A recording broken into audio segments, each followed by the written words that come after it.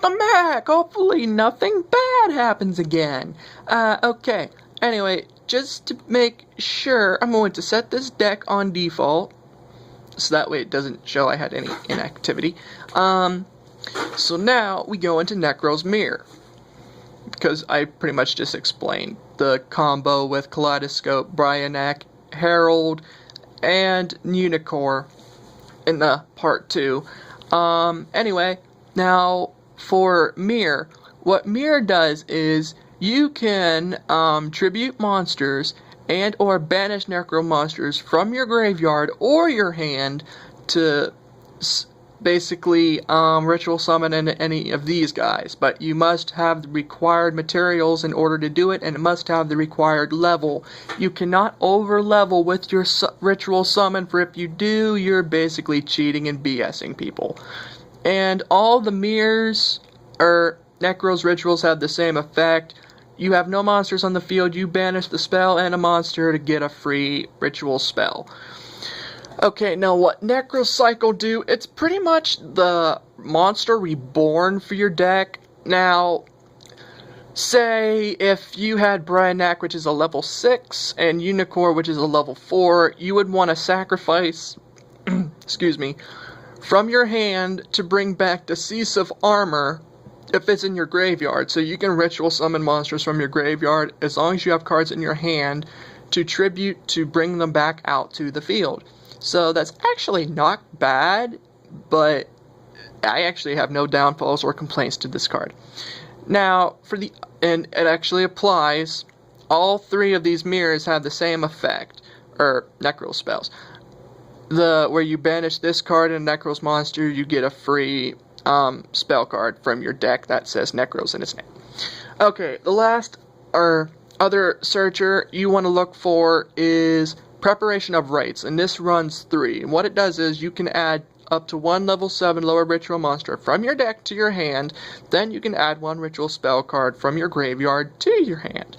So you would want to play that and search for either Bryanak, so that way you can ditch him and get more searches. And what this deck does is you're basically discarding and searching out for cards to get into your materials quicker. That's pretty much the main aspect of what this deck runs. That depends on how you're playing it, but in this deck's aspect, from what Infinity told me, he built this to where he summons Manju, goes into Kaleidoscopes into Unicorn, ditches Herald, then goes into Bryanak, ditches Bryanak, and then goes into either Decisive Armor or Gungur, Trish, or Valkyris. There's Valkyris, because of what they can do and their effects and such. That's pretty much it on how this deck actually runs. So it's actually not bad, and it is meant to make you very salty.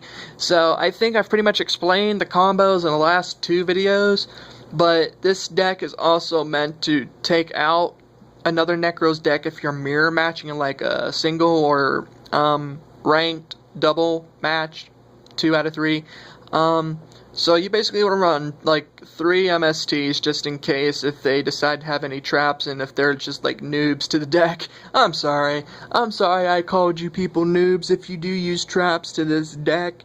I apologize, it's a bad habit, and plus, we all know Dueling Network is the official dueling noob site for where people make accounts, make false rules and statements, and make you look like the idiot. Because they have no idea what they're frickin' doing. They're wanting to be a troll. They wanting to be a dumb butt. I would say the other word, but I'm trying to keep this age appropriate. Okay. Anyway, there are more words I would say. Very idioted. They are idiots. I'll just say that. They're all idiots. Just like frickin' Konami when they smoked the weed and brought Christia back to 3 and then keep it at 2 and brought the frickin' Dark Hole back to 2 and brought Keki back to 1. They brought Mustache Steel back. Although on a good note, they took Soul Charge to a negative and brought it to a 1, which made me very happy. But Soul Charge is kind of useless in my opinion, and it's very stupid.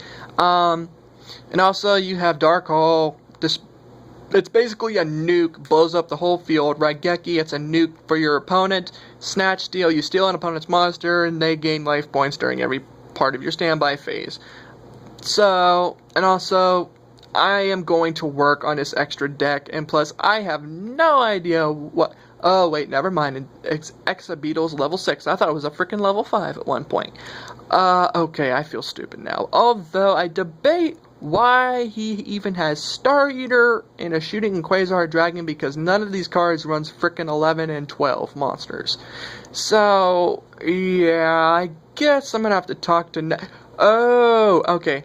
Now I know what card could probably run this, but I'm just gonna show it just because, and it probably would actually work. And the card we'd be looking for is Nekroz Sophia. Okay, she is a... Oh, for the love of Pete. Okay. She is a level 1, 2, 3, 4, 5, 6, 7, 8, 9, 10, 11. So she would work with Star Eater. Although I've never used her, so I have no idea how she works. Although we could go through the card real quick just to show what it is, and since it's part of the Nekroz archetype or meta build, I guess I can go through this and read it for you guys. You can ritual summon this card with any Nekroz ritual spell.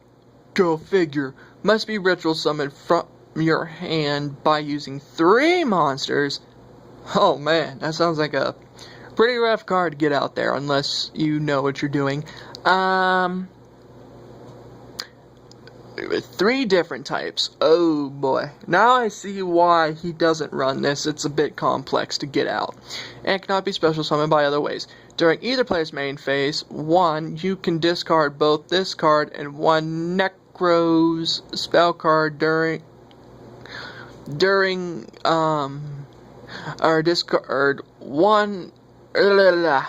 I'm sorry guys, it's like now 4:22 in the frickin' morning, so I'm like really tired and goofing up. Okay, you can discard both this card and 1 Nekroz spell card this phase. Your opponent cannot special summon from the extra deck. Ouch! Okay, so this deck, that card basically would screw heroes and such. When this card is ritual summoned successfully, technically speaking, you can banish all other cards on the field and in the graveyards. Holy mother of pearl, this card's on freaking steroids. Special summon the other monsters the turn you activate this effect, so we can say Sophia's on freaking crack. She's on crack. So, yeah. Okay. So, I guess this pretty much goes through the whole Nekroz archetype meta build. If you guys have any questions, comments, opinions, thoughts on this deck, or technically SSJ Infinity's deck, his Nekroz deck build. If you guys have any thoughts or suggestions that should be changed or may be changed, feel free to leave a comment in the comment section below. Be sure to like, comment, subscribe. And I hope you're taking an interest in my channel, and I'm trying to make this into a Yu-Gi channel as much as possible. And Duelist Jump, if you're watching this, shout out to you, and thank you for giving me advice on my agent deck and tips. And I'm still not sure if I'm going to use Camtasia Studios or not, if you're watching this.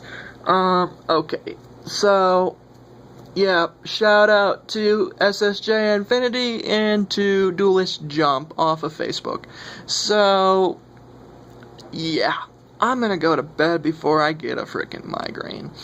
Later, guys, this is Hidden Angel signing out. Hope y'all are having a Nekroz good time. Okay, I'm going now. Later.